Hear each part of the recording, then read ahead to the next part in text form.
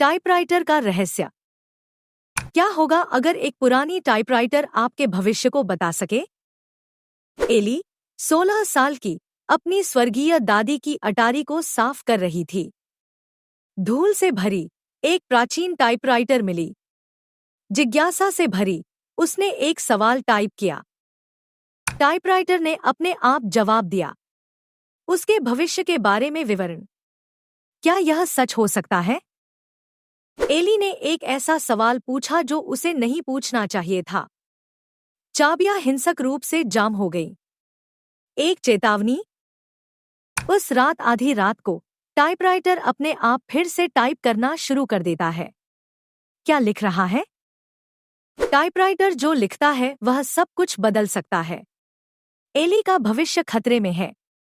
क्या वह रहस्य को सुलझा पाएगी? क्या वह टाइपराइटर के श्राप से बच पाएगी? जानने के लिए कहानी को पूरा देखें। लाइक करें, शेयर करें और कमेंट में बताएं कि आगे क्या होना चाहिए।